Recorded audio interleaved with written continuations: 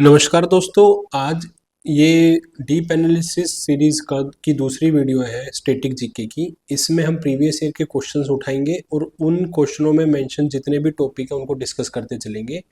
तो आपके एक तो काफ़ी सारे कंसेप्ट क्लियर हो जाएंगे, काफ़ी सारे टॉपिक कवर हो जाएंगे, जो कि ना आप कम टाइम में इतने टॉपिक वैसे आप कवर नहीं कर पाएंगे अगर आप सब्जेक्ट वाइज पढ़ने बैठते हैं। तो चलिए इनको शुरू करते हैं। तो पहला क्वेश्चन आपका है एजर्शन एंड रीजनिंग का। इसमें लिखा हुआ है Humayun's tomb was first major Mughal garden tomb and inspired the Taj Mahal. ठीक है। और इसका रीजन क्या है? इट इंट्रोड्यूस द चार बाग गार्डन लेआउट और डबल डोम आर्किटेक्चर। अच्छा, इन अब इस चीज को समझ लेते हैं, चार बाग और डबल डोम आर्किटेक्चर क्या है, इसका क्या मतलब है। ये तो एक तो बात अब ये समझ लीजिए, हुमायूं टॉम है ना, पहला मेजर मुगल गार्डन टॉम था और इसने ना ताजमहल को इंस्पायर किया था। ये बात फैक्ट और सही बात है, बिल्कुल सही चीज है। ठीक है। हुमायूं टॉम का जो मुगल आर्किटेक्चर का जो टर्निंग पॉइंट माना जाता है इसको, इसके बाद ना मुगल मोन्यूमेंट का डिजाइन कंप्लीटली चेंज हो गया और इससे इंस्पायर्ड था काफी हद तक। इसीलिए इसको ना एक नाम और दिया गया था, precursor of Taj Mahal. Humayun Tom को प्रीकर्सर ऑफ ताजमहल भी कहा जाता है। ये बात भी आप याद रखिएगा, प्रीकर्सर ऑफ ताजमहल किसको कहा जाता है? हुमायूं टॉम को। अब इसके लेआउट को समझ लेते हैं क्या है।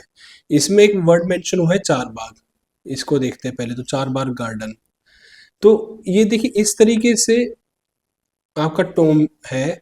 इसमें क्या, ये आपका टॉम हो गया।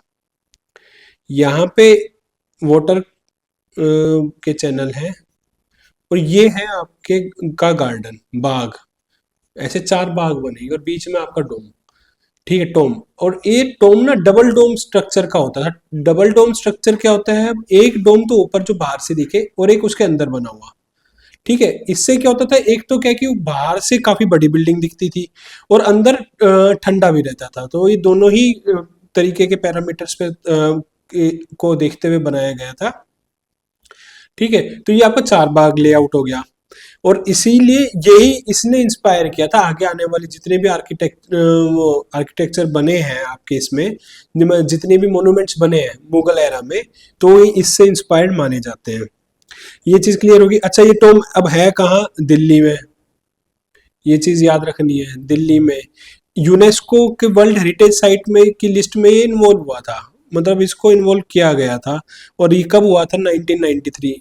प्रीवियस ईयर का क्वेश्चन है सीएचएसएल का। 1993 में हुमायूं टॉम को आपके यूनेस्को वर्ल्ड हेरिटेज साइट की लिस्ट में इन्वॉल्व कर लिया गया था। ठीक है जी। तो ये चीजें आपकी इसमें मेन थी। अब इसमें आपको और क्या है कि और बाकी जो रूलर्स थे उन्होंने क्या क्या इस तर्ज पे बनाया वो देख लेते हैं एक बार।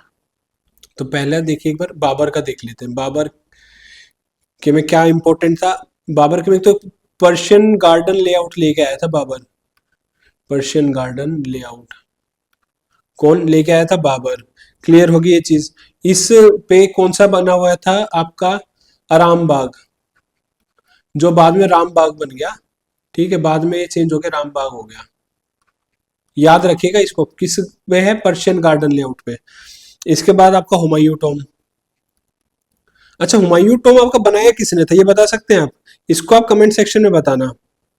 बहुत ही इंपॉर्टेंट क्वेश्चन है, हुमायूं टॉम आपका बनाया किसने था, ये चीज आप कमेंट सेक्शन में बताएंगे। इसके बाद अकबर का फतेहपुर सीकरी। ठीक है, जहांगीर, अकबर का फतेहपुर सीकरी। इसके बाद जहांगीर। जहांगीर के मैंने एक इंपॉर्टेंट मोन्यूमेंट था, इत्माद उद दौला का टॉम। ये इनके ससुर जी थे। बहुत ही इंपॉर्टेंट इसलिए है कि ना इसमें फर्स्ट टाइम यूज, इसमें कौन सी टेक्निक यूज हुई थी? पेट्राडोरा। बहुत ही इंपॉर्टेंट टेक्निक है। इसमें क्या था कि जो डेकोरेशन के लिए ना कलरफुल मार्बल्स बीच बीच में पैटर्न की तरह यूज किए जाते हैं, तो इंपॉर्टेंट है ये। पेट्राडोरा कब किस उसमें यूज हुई? इत्माद उद्दौला की मजार पे या टोम पे। ठीक है। फिर शाहजहां का आ गया। शाहजहां का Taj Mahal, red fort. Red fort. ठीक है, जामा मस्जिद। तो इनको तो हम एक अलग वीडियो में भी कर लेंगे। मेन था आपको चार बाग और ये सारी चीजें समझ में आ गई। फिर औरंगजेब का बीबी का मकबरा। औरंगजेब का कौन सा था? बीबी का मकबरा। अच्छा, मुझे एक चीज आप कमेंट सेक्शन में बताएंगे कि ताजमहल की गंदी नकल किसको कहा जाता है। ताजमहल की गंदी नकल किसको कहा जाता है, ये चीज आप बताएंगे।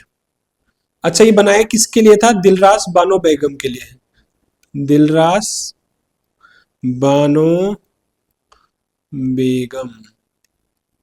क्लियर होगी बात यहाँ तक? चलिए आगे वाले क्वेश्चनों पे बढ़ते हैं। इसमें हमने सारी चीज कवर कर ली। अच्छा, तो अब एक बार आंसर भी देख लेते हैं। इसमें क्या था? हुमायूं टॉम था, first major Mughal garden Tom.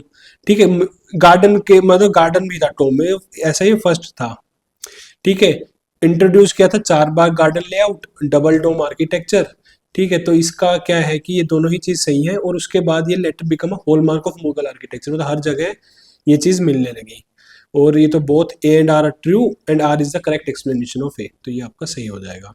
I think clear हो गया। नेक्स्ट क्वेश्चन पे बढ़ते हैं।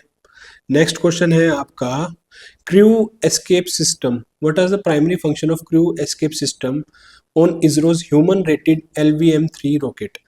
तो अगर इस क्वेश्चन के बारे में अगर आप नहीं जानते, देखिए जनरली हमें ना सारी चीजें याद नहीं रहने वाली, हमें वहां पे कुछ क्वेश्चन अवेयरनेस से ही करने अपने। तो इसमें अगर वो देखिए, अगर आप 100% अपना माइंड अगर पेपर में लगाएंगे तो ये ऐसे क्वेश्चन कर ले जाएंगे। तो ये देखिए, अगर क्रू एस्केप सिस्टम है तो guide crew module into orbit, इसके बाद eject the crew module to safety during the launch emergency, assist docking, thermal shielding during re entry. इसमें अगर आप देखो तो इससे रिलेटेड आपका बी ही वो पॉइंट है और कोई पॉइंट भी नहीं है। इजेक्ट कर दे क्रू मॉड्यूल को अगर कोई भी इमरजेंसी हुई लॉन्च के टाइम पे। यही तो ये बता रहे क्रू एस्केप सिस्टम क्या है, वो यही होगा, और एस्केप की बात और कहीं की ही नहीं गई है। तो यही आपका सही आंसर है। बाकी तो आप इसको समझिए क्या है आप। हाँ, एक और चीज है LVM-3, इससे पहले एक यूज होता था, पहले क्या नाम था उसका? GSLV MK3। ठीक है, तो अब ये सिस्टम क्या बनाया गया था कि लॉन्च के टाइम पे अगर कुछ भी गड़बड़ होती है तो क्रू कैप्सूल को ना रॉकेट से अलग कर देता है और ना सेफ डिस्टेंस तक ले जाएगा।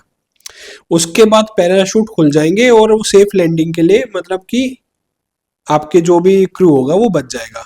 मेजरली किसका ये पर्पस था? क्रू की लाइफ बचाने के लिए। अच्छा, अब इससे रिलेटेड आपके क्वेश्चन कौन से बनते हैं? इससे रिलेटेड एक तो क्वेश्चन आपका बनेगा कि इसरो ने अनाउंस कर दिया है अपना चंद्रयान 4 मिशन, चंद्रयान 4.0। ठीक है, और क्या रिलेटेड क्वेश्चन बनता है? चंद्रयान 3.0 से बन सकता है क्वेश्चन, क्योंकि ये तो किसी भी ईयर का पूछ सकते हैं। 3.0 में क्या क्या था? 23 अगस्त को गया था 2023 में। क्या हुआ था कि अपना क्या हुआ था? एक चीज और, ये मतलब ये कहाँ लैंड हुआ था? कहाँ हुआ था लैंड? साउथ पोल में। साउथ पोल पे जाने वाला पहला कंट्री बन गया था कौन? इंडिया। कहाँ लैंड हुआ था? उस पॉइंट को क्या बोलते हैं? शिव शक्ति पॉइंट। शिव शक्ति पॉइंट बोलते हैं उसको, याद रखिएगा, ये सारी चीजें इंपॉर्टेंट है, पूछी जा सकती है। अच्छा, इसमें ना आपके वो था, ये आपका लैंडर था और वो था रोवर। तो लैंडर का नाम क्या था? लैंडर का नाम था आपका विक्रम, और प्रज्ञान नाम था रोवर का। तो ये चीजें हैं इससे इंपॉर्टेंट। 23 अगस्त 2023 को ये लैंड हुआ था, तो पिछले फेलियर से सक्सेस मिली थी 23 अगस्त को। ठीक है, लैंडर था आपका विक्रम और रोवर था प्रज्ञान, ये चीज आपने याद रखनी है। ठीक है जी, नेक्स्ट पे देखते हैं। Which of the following statements about justice Sanjeev Khanna is true. अच्छा, justice Sanjeev Khanna 51st chief justice और ये सब, देखिए ये तो तब उस टाइम पे करंट अफेयर्स का क्वेश्चन था, तो इस क्वेश्चन से रिलेटेड हम टॉपिक कर लेते हैं। ये क्वेश्चन हमारे लिए इंपॉर्टेंट नहीं है। अब हम देख लेते हैं चीफ जस्टिस ऑफ इंडिया। ठीक है जी। अच्छा, पहले चीफ जस्टिस कौन थे अपने? पहली चीज तो ये बताइए, HJ कानिया। चीफ जस्टिस की रिटायरमेंट की एज 65 ईयर्स। जो ये ओथ लेते हैं वो किस शेड्यूल में है? 3rd schedule. क्लियर होगी यहाँ तक बात? अच्छा, first chief justice of high court lady जो थी, first female chief justice of high court कौन बनी थी? लीला सेठ। ये भाई आपके क्वेश्चन में कवर हो जाएंगे, इसी में सारे पूछे गए हैं कई बार। किस स्टेट की थी? हिमाचल प्रदेश की। ठीक है जी। इसके बाद फातिमा बीवी, ये फर्स्ट फीमेल जज बनी थी किसकी? सुप्रीम कोर्ट की। अच्छा, first female chief justice of India अभी तक कोई नहीं बना है, फीमेल चीफ जस्टिस इंडिया का कोई नहीं है। शायद है, स्पेकुलेशन है, अंदाजा है, बीवी नागाराथन बन सकती हैं।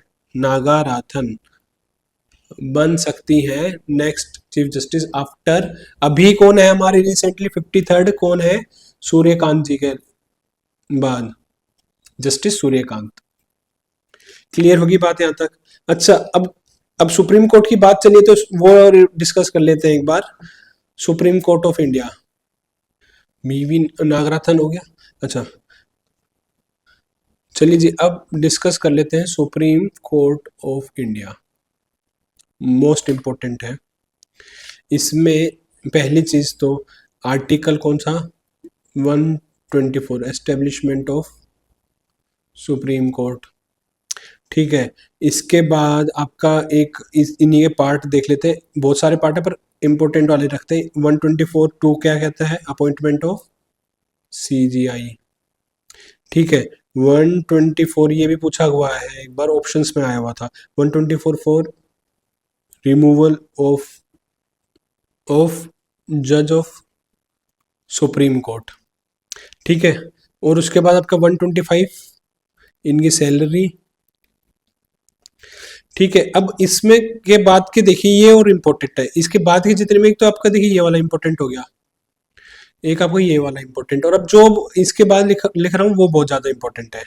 पहला तो आपका 126 एक्टिंग सीजीआई होना चाहिए भारत का। ठीक है। अगर नहीं है तो एडहोक। अगर कॉलेजियम आपका पूरा नहीं है, जजेस कम है सुप्रीम कोर्ट में, तो एडहोक जजेस बुलाए जाते हैं। ठीक है। फिर भी कम पड़ते हैं तो रिटायर्ड जजेस को भी कहा जा सकता है। रिटायर्ड जो जज है ना, उनको भी कहा जाता है। अब इन सब का रिकॉर्ड रखना पड़ेगा भाई, रिटायर्ड जज कौन है, एडहोक जज कौन है। तो इसके लिए आर्टिकल 189 या याद करने का तरीका बता रहा हूं मैं बस। Supreme court is a court of record भी बोलते हैं इसको, या इसमें रिकॉर्ड रखते हैं, कोर्ट ऑफ रिकॉर्ड। ठीक है। अब क्या है इनकी भाई बैठने की सीट कहाँ पे है वो डिसाइड करेंगे 130 आर्टिकल में, सीट ऑफ सुप्रीम कोर्ट। अच्छा, ये है दिल्ली में, अगर चाहे तो प्रेसिडेंट और चीफ जस्टिस ऑफ इंडिया की सलाह से चेंज कर सकता है कहीं पे भी। अच्छा, इसके बाद है ओरिजिनल ज्यूरिसडिक्शन, बहुत ही ज्यादा इंपॉर्टेंट है ओरिजिनल ज्यूरिसडिक्शन। ओरिजिनल ज्यूरिसडिक्शन कैसे, कब, क्या? अगर सेंटर का मैटर हो जाए स्टेट के साथ, या स्टेट का स्टेट के साथ हो जाए, तो सुप्रीम कोर्ट इसमें फिर इंटरफेयर करता है, ये सुप्रीम कोर्ट में ही जा सकते हैं। इसके अलावा आपके आ जाते हैं, ये बहुत इंपॉर्टेंट, 132 से 136 अपील कर सकते हैं। क्या बोलेंगे उसको, अपने हाई कोर्ट और ये सब ना, उसके लिए अपील कर सकते हैं वर्डिक्ट के लिए। तो इसको क्या बोल देंगे हम बोल देंगे अपेलेट जुरिस्डिक्शन। ठीक है। 132 से 136, इसमें ना 136 वाला थोड़ा ये आपका ना पूछा गया हुआ है बहुत अलग तरीके से। क्या, एक स्पेशल लीव अप्रूवल जजमेंट होता है कि मतलब कि वो हाई कोर्ट और ये अपने सबॉर्डिनेट कोर्ट्स अपील कर सकते हैं सुप्रीम कोर्ट में वर्डिक्ट के लिए। ये सभी में वो दे सकती है, अपेलेट जुरिस्डिक्शन सभी में वैलिड होता है इनका, सिर्फ एक जगह नहीं होता। ये 136वें आर्टिकल में है, वो एक्सक्लूडिंग किसको? Military tribunal. मिलिट्री ट्रिब्यूनल यहां नहीं होता, याद रखिएगा, बहुत इंपॉर्टेंट है।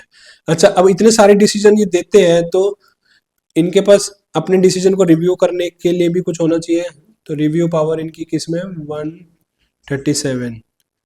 और इनका ये लॉ बाइंडिंग होता है आर्टिकल 141। अब इनको आप कैसे भी याद कर लीजिए, कुछ कुछ ट्रिक मैंने बता दी है, इनको रट लीजिए, कोई सा भी पूछा जा सकता है आपका कभी भी। ठीक है। तो ये हमने कवर कर लिया, इसमें सुप्रीम कोर्ट कवर कर लिया, चीफ जस्टिस कवर कर लिया, चीफ जस्टिस की हमने एज कवर कर ली, उनका ओथ किस शेड्यूल में है, ये सारी चीज़ें आपकी पूछी थी। कहानी आपको पता हो गया। 65 ईयर्स थर्ड शेड्यूल, लीला सेठ और ये सब आपने देख लिया। ठीक है, तो अब आपका सुप्रीम कोर्ट वाला मैटर भी खत्म हो गया। ठीक है, तो इसके ऑप्शन हम ये नहीं करेंगे डिस्कस, क्योंकि उस टाइम पे जनरल नॉलेज का क्वेश्चन था, जनरल नॉलेज और करंट अफेयर्स का। ये उस टाइम पे करंट अफेयर्स का क्वेश्चन था, तो अभी इसको, ये हमारे लिए इतना इंपॉर्टेंट रहा नहीं। इससे रिलेटेड टॉपिक हमने सारे डिस्कस कर लिए। आ जाइए, इसके बाद है अब नेशनल पॉपुलेशन पॉलिसी 2000। अच्छा, ये पॉलिसी ना बहुत इंपॉर्टेंट है, अटल बिहारी वाजपेयी जी के टाइम पे लाई गई थी। और ना ये इंपॉर्टेंट इसलिए है कि पॉपुलेशन कंट्रोल इसमें मेन एम था। ठीक है, तो इनके क्या मेजर गोल थे? एक तो टोटल फर्टिलिटी रेट 2.1 करनी थी। ठीक है, दूसरी चीज क्या थी? इन्फेंट मोर्टेलिटी रेट 30 से कम करनी थी। अब इन्फेंट मोर्टेलिटी रेट क्या होता है कि 1000 लाइव बर्थ पे कितनी डेथ होती है? डेथ वो भी 1 साल से कम में, 1 साल से कम में के बच्चे की कितनी डेथ होती है? अच्छा, 2000 में लॉन्च हुआ था, ये तो क्वेश्चन में ही लिखा हुआ है आपका। और इसमें मोटिवेट किया गया था कपल्स को और या सिटीजन्स को, किसके लिए? कॉन्ट्रासेप्टिव्स के लिए, हेल्थ फैसिलिटी प्रोवाइड कराने के लिए। अच्छा, मेजर रोल ना इसमें एजुकेशन का भी था। भाई ऐसी चीजें आप एजुकेशन के साथ ही ला सकते हैं। तो 14 ईयर्स तक के बच्चों के लिए कंपलसरी एजुकेशन। ठीक है, providing free and compulsory education up to 14 years of age. कौन सा आर्टिकल है? कमेंट सेक्शन में बताना।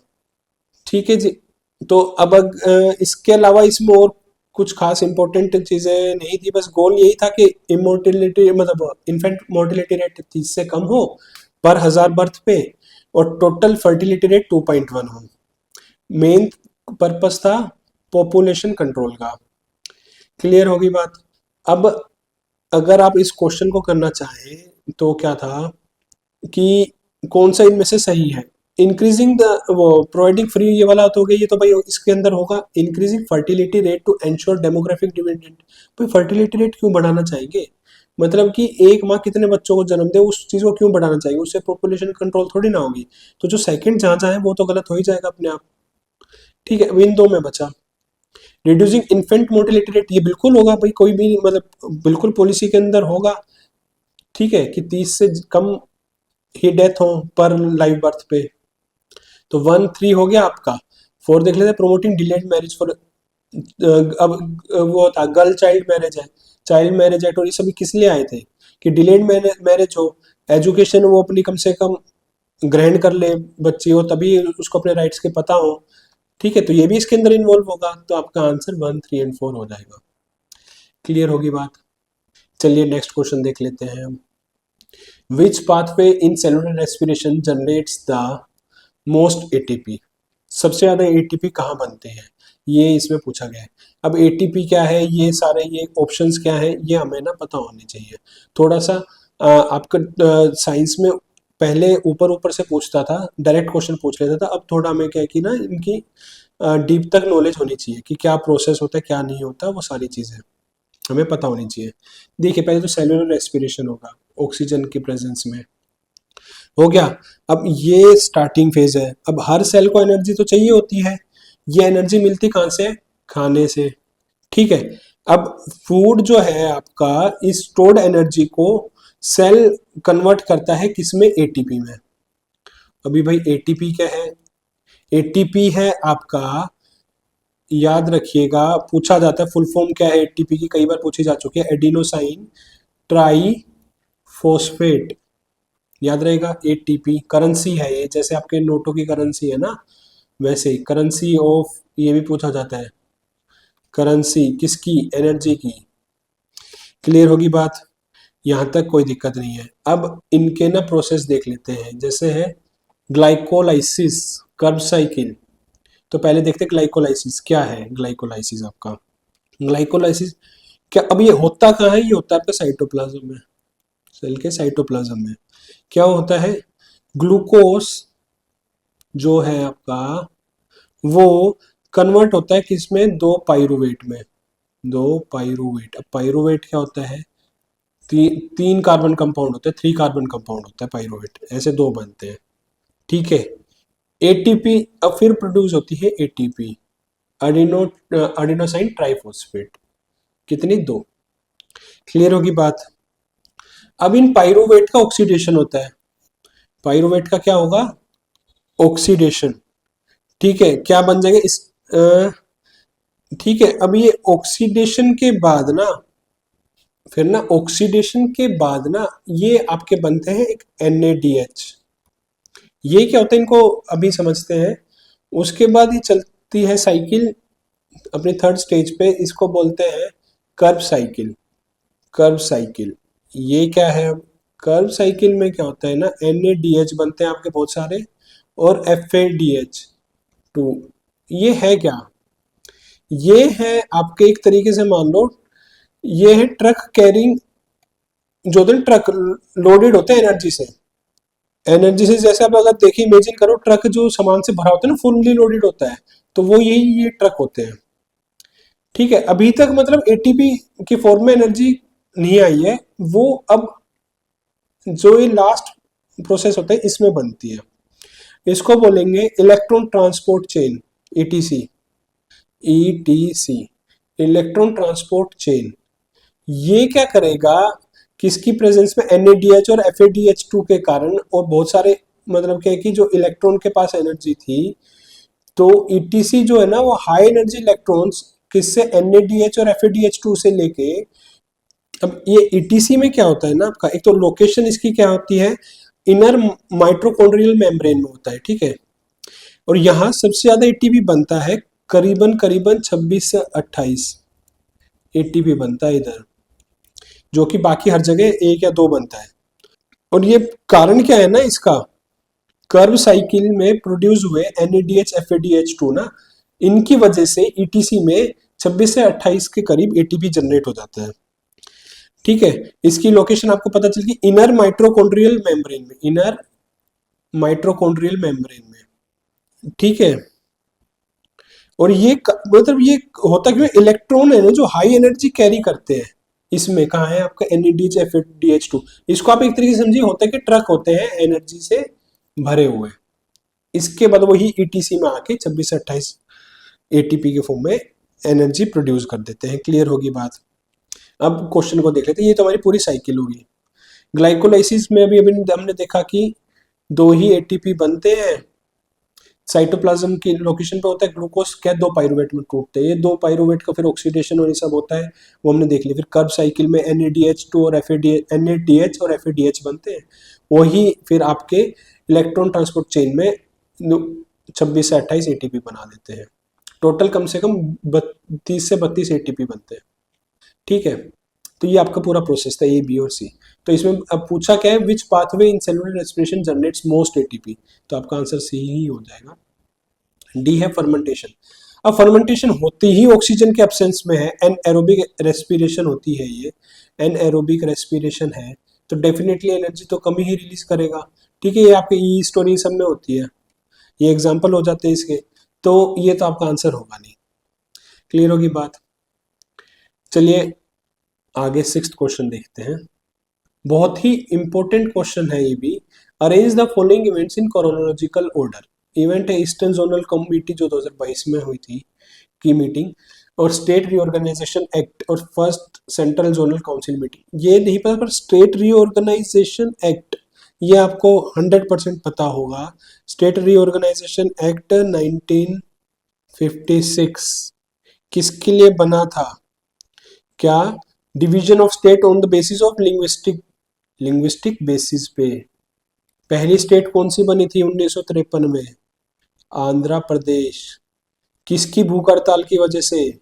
श्रीरामल्लू, श्रीरामल्लू ये पोटी श्रीरामल्लू, इन्होंने 58 दिन की भूख हड़ताल करी थी, जिसके बाद ये एक्सपायर हो गए थे। पूरे स्टेट में आक्रोश फैल गया था, लोग धरने पे आ गए थे, सड़कों पे आ गए थे, तो उसी को देखते हुए फिर गठन होता है स्टेट रीऑर्गेनाइजेशन कमीशन का। किसका? स्टेट रीऑर्गेनाइजेशन कमीशन का। इसके चेयरमैन कौन बने थे? जस्टिस फजल अली। मेंबर कौन थे इनके? 2 मेंबर के साथ, KM पनीकर और HN कुंजरू। HN कुंजरू यकीन मानिए ये वाला क्वेश्चन, ये दो क्वेश्चन भी आपके पिछले साल के पेपर में पूछे जा चुके हैं। ये क्वेश्चन भी किसकी भूख हड़ताल से जन्म हुआ था आंध्र प्रदेश देश का, तो पोटी श्रीरामल्लू, ठीक है। 58 दिन की इनकी भूख हड़ताल थी, 1953 में बना था। क्लियर होगी बात।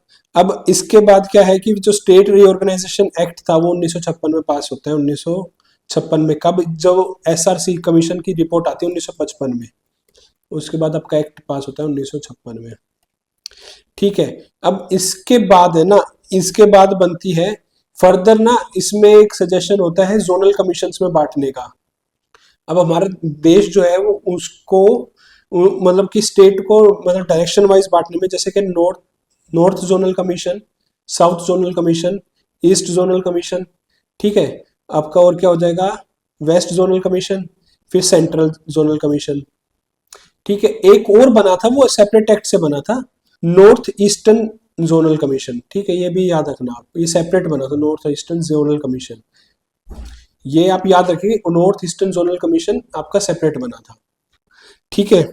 अब इसमें क्या होगा कि ये आपका हो गया north east zonal commission separate बना था। अब ये बने किस लिए थे, ये बने थे कि भाई आपस में जो नेबरिंग स्टेट्स है ना, उनके बीच में कोऑर्डिनेशन रहे, ट्रांसपोर्ट को लेके, वाटर ट्रीटी को लेके और इन सब के लिए को लेके ना, आपस में इनके बीच में कोऑर्डिनेशन रहे, तो इसलिए कमीशन आपके बनाए गए थे। अब इसका चेयरमैन कौन होता है, इसके चेयरमैन होते हैं होम मिनिस्टर, जैसे अभी अब हमारे अमित शाह जी है ना, वो मीटिंग करते रहते हैं। और इसके वाइस चेयरमैन जो होता है वो रोटेशन बेसिस पे किसी भी स्टेट के सीएम होते हैं, ठीक है। तो नॉर्थ में भाई नॉर्थ की स्टेटों के जो सीएम है वो रोटेशन वाइज बनते रहते हैं, वो उनके वाइस चेयरमैन होंगे। क्लियर होगी चीज, तो ये था आपका भाई। अब क्वेश्चन को इसमें देख लेते हैं क्या है। ईस्ट जोनल काउंसिल की मीटिंग जो हुई थी 2022 वाली, ये पहले आएगा, या स्टेट रीऑर्गेनाइजेशन एक्ट पास, ये हुआ, ये तो भाई डेफिनेटली सबसे पहले आएगा। तो जहां पे बी पहले है वो आपके ऑप्शन हो जाएंगे, बी और सी तो खत्म, बी या ये होगा या ये होगा। अब फर्स्ट मीटिंग ये हुई थी सेंट्रल जोनल काउंसिल की, फर्स्ट मीटिंग कह रहे हैं, और ये कह रहे हैं ईस्टर्न जोनल काउंसिल की जस्ट एक मीटिंग। तो फर्स्ट मीटिंग डेफिनेटली हम एक रिस्क ले सकते हैं कि ये पहले हुई होगी, तो आपका आंसर हो जाएगा बी सी ए। क्लियर है। तो इसमें हमने इससे जुड़े सारे टॉपिक हमने कवर कर लिए। चलिए आगे बढ़ते हैं। अब आपका क्वेश्चन नंबर आता है 7। चलिए क्वेश्चन नंबर अब 7 को डिस्कस कर लेते हैं। Which of the following most accurately describe the legal character of the right to property under article 300A of the Indian constitution. अब इसमें देखते हैं भाई, पहली चीज बहुत इंपॉर्टेंट है, इससे रिलेटेड क्वेश्चन भी आपके काफी बार पिछले सालों में पूछे जा चुके हैं।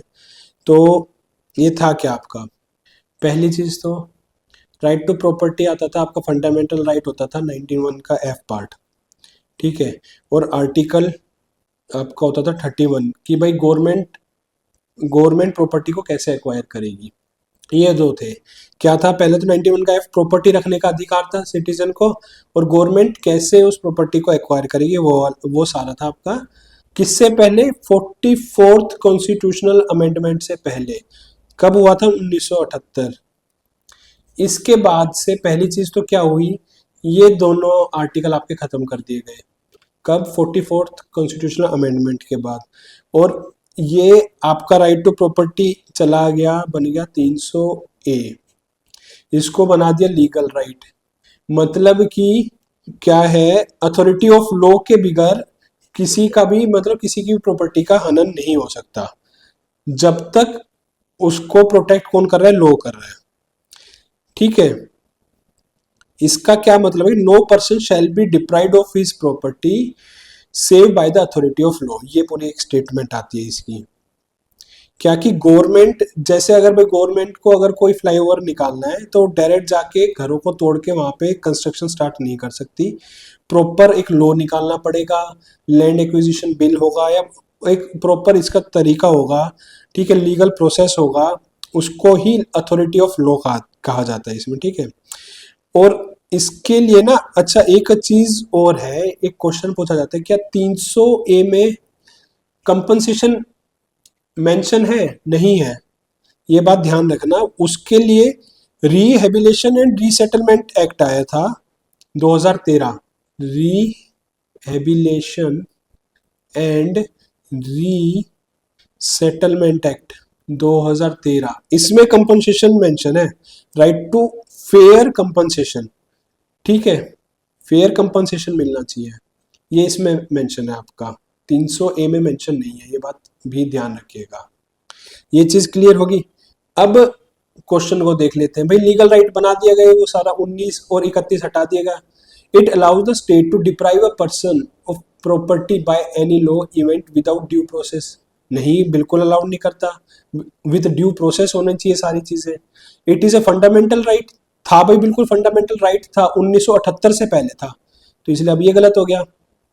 It is a constitutional legal right that permits the deprivation only by the authority और लॉ, हाँ जी ये है आपका इसमें सही आंसर। और D, it permits the citizen to claim property protection, भाई आर्टिकल 32 कब यूज करते हैं हम, जब फंडामेंटल राइट का हनन हो। किससे, वो 5 रिट्स आती हैं जो आपकी, वो पांचों की पांचों रिट्स आप मुझे कमेंट सेक्शन में बताना, ठीक है, क्लियर होगी बात। तो इसका तो कोई लेना ही देना नहीं है यहाँ पे, तो मतलब ये कैंसिल आउट है, डी भी कैंसिल आउट, तो आपका सी आपका सही आंसर हो जाएगा। क्लियर होगी यहाँ तक चीजें। अब आ जाते हैं क्वेश्चन नंबर 8 पे। For a rigid body the angular velocity of any particle about a given axis of rotation is proportional to the distance. अच्छा पहले समझते हैं रिजिड बॉडी क्या होता है। रिजिड बॉडी होता है वो, देखो आप कोई भी आपकी बॉडी बनी हो वो एलिमेंट से बनी होती है, उसके एलिमेंट अगर सेम डिस्टेंस पे है हर टाइम पे, तो उस बॉडी को हम रिजिड बॉडी कहेंगे। ये चीज देख याद रखना आप, रिजिड बॉडी वही होती है जिसमें जिस बॉडी के पार्टिकल्स हमेशा सेम डिस्टेंस पे हो, वो किसी भी मोशन में हो जाए, वो बॉडी किसी भी मोशन में हो और वो पार्टिकल सेम डिस्टेंस पे है, तो उसको हम रिजिड बॉडी कहते हैं। तो ये तो डेफिनेशन होगी रिजिड बॉडी की। अब एंगुलर वेलोसिटी क्या होती है इसको समझते हैं। पहली चीज तो आप इसका फॉर्मूला याद रखिए, omega is equal to theta by T. इसमें ओमेगा क्या होती है आपकी एंगुलर वेलोसिटी, थीटा होता है वो एंगल जो वो बनाते हैं, ये टी है आपका टाइम। तो इसकी ऐसा यूनिट पूछते हैं कई बार कि इसकी यूनिट क्या है, एंगल की क्या होती है रेडियन, टाइम की क्या होती है सेकेंड, तो क्या हो जाता है रेडियन पर सेकेंड। क्लियर होगी ये चीज। अब क्वेश्चन ये है कि ये के प्रोपोर्शन टू होता है कि इस डिस्टेंस पे, या सेम होता है, क्या होता है, इसको एक एग्जांपल से समझते हैं। मान लीजिए एक पंखा है, ये पंखे की पंखुड़ी हो गई, एक पॉइंट में मान लेता हूँ, ये ए पॉइंट मान लेता हूँ इसको, ये पॉइंट को मान लेता हूँ बी। अब एंगुलर वेलोसिटी कैलकुलेट करेंगे इनकी, ये ओ को एक्सिस मान लेते हैं, यहाँ से मतलब इसको अगर आप पॉइंट माने सेंटर, ये भाई इसके अराउंड सारी चीजें घूम रही है, तो बी की और ए की एंगुलर वेलोसिटी अगर आप निकालने जाए तो देखिए एक टाइम में समझ लीजिए 4 सेकंड में 30 डिग्री का एंगल बनाता है, यहाँ से यहाँ बी पॉइंट यहाँ चला गया और यही आपका ए पॉइंट में चला गया, सेम एंगल बनाया सेम टाइम पे बनाया, तो एंगुलर वेलोसिटी इनकी क्या आएगी, सेम आएगी। क्लियर हुई बात। तो अगर ये है मतलब कि इसमें तो डिस्टेंस का कोई मैटर ही नहीं, क्या बी दूर है या ए दूर है, इससे कोई मैटर ही नहीं करता भाई, वो एंगल और टाइम से मैटर करता है। तो वो सेम एंगल सेम टाइम पे बना रहे हैं तो उनकी एंगुलर वेलोसिटी भी सेम होगी। तो आपका इसका आंसर क्या हो जाएगा, that is the same for all particles, ठीक है, तो ये आपका आंसर हो गया। अच्छा ये कि proportional to its distance from the axis, इसको समझते हैं क्या है। अब एंगुलर वेलोसिटी के अलावा एक और वेलोसिटी होती है लीनियर वेलोसिटी, जब अगर रोटेशन में कोई मतलब राउंड मोशन में हो, रोटेशन मोशन में हो, तो लीनियर वेलोसिटी को एक बार हम देख लेते हैं। लीनियर वेलोसिटी का फॉर्मूला हो जाता है आपका ओमेगा मल्टीप्लाई आर, इधर आर है distance from the axis, distance from the axis, यानी कि अब ये जो लीनियर वेलोसिटी है ये कैलकुलेट कैसे होगी सर्कुलर मोशन में।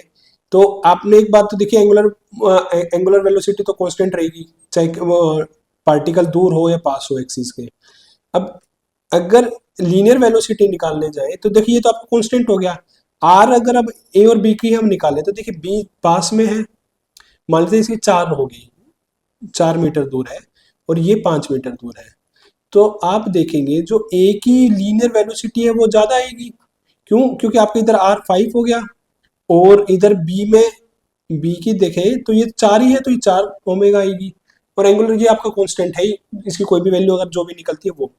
तो इससे एक बात तो क्लियर होगी, लीनियर वेलोसिटी आपके डिस्टेंस पे डिपेंड करती है, यानी कि ए अगर दूर है तो इसकी लीनियर वेलोसिटी ज्यादा होगी किससे, बी से, ठीक है। तो ए की लीनियर वेलोसिटी ज्यादा है बी से, ऑल्दो एंगुलर वेलोसिटी दोनों की सेम है। लीनियर के केस में ये सिनेरियो बनेगा और एंगुलर के केस में ये वाला सिनेरियो बनेगा। अब आप ऑप्शंस देख लेते हैं। Proportional to its distance from the axis होता ये सही अगर ये लीनियर वेलोसिटी का पूछता तो, ठीक है। बाकी inversely proportional distance from the axis कोई इनका कोई मतलब ही नहीं बनता, ठीक है। तो आपका 8th क्वेश्चन भी हो गया। आइए 9th क्वेश्चन देख लेते हैं एक बार। 9th क्वेश्चन है argon is produced in earth crust via. अब इसमें देखिए क्या है, किस किस से बनता है वो हमें देखना है। तो ये चीज आपको याद रखनी है, K40 से बनता है। K40 से बनता है। इसका एटॉमिक नंबर क्या होता है 19। कई हजारों करोड़ों साल में डिके हो के आर्गन बना देता है, ठीक है। आर्गन का एटॉमिक नंबर 18 होता है। अच्छा, आर्गन के बारे में एक बार हम कुछ चीजें याद कर लेते हैं। क्या पहली चीज तो क्या है, इनर्ट गैस है। इनर्ट गैस बोले तो रिएक्शन नहीं करती, स्टेबल गैस है।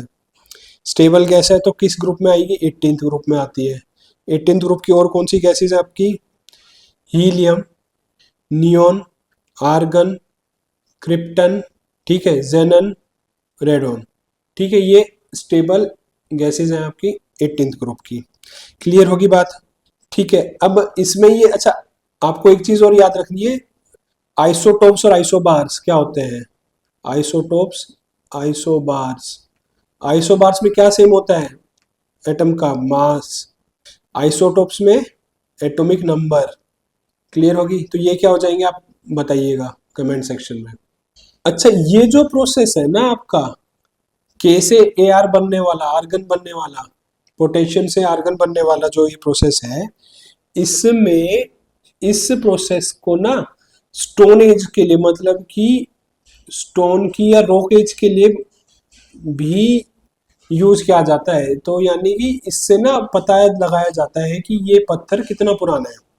क्लियर होगी ये बात, ठीक है। अब ये वोल्केनोज से नहीं होता, वोल्केनो से वैसे रिलीज होती है गैस, पर इस अमाउंट में नहीं होती। इसमें पूछा गया अर्थ क्रस्ट से कहां से कैसे बनती है, तो वोल्केनो भी नहीं होगा, फोटोसिंथेसिस से होती है, ऑक्सीजन रिलीज है ना, कॉस्मिक रेज होगा, ठीक है जी। तो ये आपका क्लियर हो गया। अच्छा, अगर इनकी कंपोजिशन देखें तो सबसे ज्यादा मात्रा में कौन सी गैस पाई जाती है, नाइट्रोजन 78%, 21% में ऑक्सीजन 0.93% क्या हो जाएगी, आर्गन। तो थर्ड मोस्ट एबेंडेंट गैस है एटमॉस्फेयर की, थर्ड मोस्ट एबेंडेंट गैस है एटमॉस्फेयर की। इसके बाद देख लेते हैं लास्ट क्वेश्चन इस सीरीज का, कि विच of the following is true about the fundamental rights and DPSP. तो फंडामेंटल राइट्स आपके कौन से कहां से कहां तक है, और डीपीएसपी कहां से कहां तक है, वो देख लेते हैं इसमें, और क्या क्या इससे रिलेटेड आपके कंसेप्ट बनता है वो देखते हैं। तो फंडामेंटल राइट और ये डीपीएसपी को क्या बोलते हैं, directive principle of state policy. हम directive principle of state policy में फंडामेंटल राइट आपके हो जाएंगे 12 से 35, और डीपीएसपी आपकी हो जाएगी 36 से 51, ठीक है। अब डीपीएसपी क्या है, गाइडलाइंस है, किसके लिए, वेलफेयर ऑफ सोसाइटी के लिए, ठीक है। और ये फंडामेंटल राइट है सिटीजन का, पर्टिकुलर इंडिविजुअल का। अब इसका हनन होता है ना, तो आर्टिकल 32 की हेल्प से सुप्रीम कोर्ट जा सकते हो, पर ये वेलफेयर ऑफ सोसाइटी है, गाइडलाइन है जो आपकी गवर्नमेंट डिसाइड करती है एक अच्छी सोसाइटी को बनाने के लिए। क्लियर होगी बात। तो इसमें अगर आप देखें, तो अगर आपका इधर फंडामेंटल राइट लिखूं और इधर आपका डीपीएसपी लिखूं, तो पहली चीज जिसके पास आर्टिकल 32 होगा तो वही आपका जस्टिसेबल होगा। तो फंडामेंटल राइट 32 है, ये जस्टिसेबल है, सुप्रीम कोर्ट का दरवाजा खटखटा सकते हैं आप अगर आपकी इस राइट का हनन होता है। तो फंडामेंटल राइट्स का 12 से 35 में कुछ भी अगर आपके साथ गड़बड़ होती है तो आप इन राइट्स को के लिए लड़ सकते हैं, ठीक है। 5 रिट्स है ऐसी, ये आप मुझे कमेंट सेक्शन में बताएंगे। फिर आ जाता है आपका डीपीएसपी, ये वेलफेयर ऑफ सोसाइटी के लिए होता है, ठीक है। कोर्ट इसे एनफोर्स नहीं करता, ठीक है, ये इंडिविजुअल का राइट है। क्लियर होगी बात। अब कुछ इंपॉर्टेंट ना जजमेंट्स देख लेते हैं, ठीक है, जो कि आपके इसमें ना टीपीएसपी और फंडामेंटल राइट कौन सा ज्यादा पावरफुल है उससे रिलेटेड क्वेश्चन जो पूछा जाता है वो। तो पहला है आपका चंपाकम दुरई राजन केस, ठीक है। फिर है केशवानंद भारती केस, फिर है मिनर्वा मिल केस। ठीक है, ये तीनों ही केस आपके इंपॉर्टेंट है, ये तीनों केस आपको रटे होने चाहिए। ये कब हुआ था? चंपाकर दुर्राजन 1951। इसके बस बारे में इतना ही याद है कि डीप में पढ़ने जाएंगे तो बहुत सारा है इसके बारे में। ठीक है, हर केस के बारे में बहुत सारा है कि एक एक बुक बन जाएगी इनकी। केशवानंद भारती केस 1973। ठीक है, मिनर्वा मिल केस 1980। ये कहता है फंडामेंटल राइट है ना जो आपका, वो डीपीएसपी से ऊपर है। केशवानंद भारती केस क्या कहता है कि इनके बीच में सामंजस्य बनाना है, हारमोनी बनानी है, harmony between fundamental rights and DPSP. अच्छा, आपका मिनर्वा मिल केस क्या कहता है कि इन दोनों के दोनों ही इक्वली इंपॉर्टेंट है, दोनों ही इक्वली इंपॉर्टेंट है। ठीक है, इनके बीच में बैलेंस बनाना है, ये इन्हीं के बैलेंस पे आपका कॉन्स्टिट्यूशन टिका है। तो ये इनके केस से रिलेटेड बात होगी। तो हमने अब देखिए एफआर और डीएसपी दोनों ही, डीपीएसपी दोनों ही हमने डिस्कस कर लिए, इनसे रिलेटेड केस कर लिए। ठीक है, कौन सा जस्टिसेबल है, कौन सा जस्टिसेबल नहीं है, वो सारी चीजें हमने डिस्कस कर ली। ठीक है, इससे बाहर इससे रिलेटेड क्वेश्चन नहीं बन सकते, उनको बाकी डीप में हम अलग अलग, जैसे फंडामेंटल राइट्स, डीपीएसपी के अलग वीडियोस में डिस्कस कर लेंगे। बाकी इस क्वेश्चन के सारे कंसेप्ट हमने कवर कर लिए। अब इसका आंसर क्या हो जाएगा? आपका आंसर इसका सी हो जाएगा, fundamental rights are justiciable but DPSP are not. ठीक है, तो इस वीडियो को आप एक बार और देख लीजिएगा, तक रिवाइज कर लीजिएगा पेपर में जाने से पहले, तो आपके लिए ना काफी हेल्पफुल रहेगी। तो हमने इसमें काफी सारे टॉपिक्स कवर करे, और वीडियो अगर आपको अच्छी लगी तो लाइक कीजिएगा, और कोई सजेशन हो तो कमेंट करना, और अगर आपको इससे इस जैसी वीडियोस और चाहिए तो चैनल को सब्सक्राइब कर दीजिए। ठीक है, थैंक यू।